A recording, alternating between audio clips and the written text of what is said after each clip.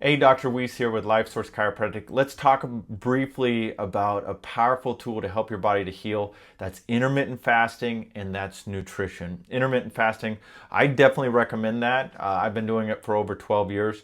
The best way to do it is the 16-8 model, where there's a 16-hour fasting window with an 8-hour nutritional window. What that does is helps your body, your digestive system to take a break, helps to reduce inflammation, and helps your body to kickstart that healing and repairing.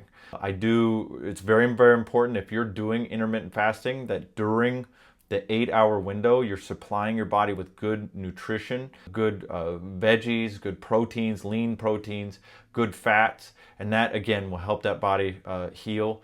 One other thing with nutrition, a very important key, even with intermittent fasting, is that in the evening time, you reduce your carbohydrate intake and you reduce your sugar intake. What this is going to do, if you eat a lot of carbs or sugars in the evening, it's going to create inflammation, but it's also going to tell your body to store fat.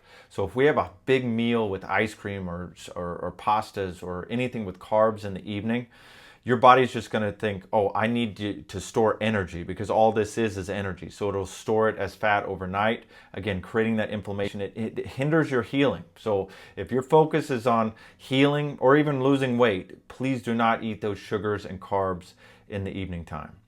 Please do your research on this.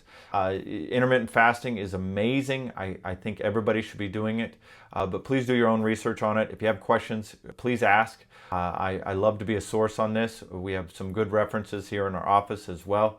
But if you're looking at healing and really getting that going, please take these 2 steps.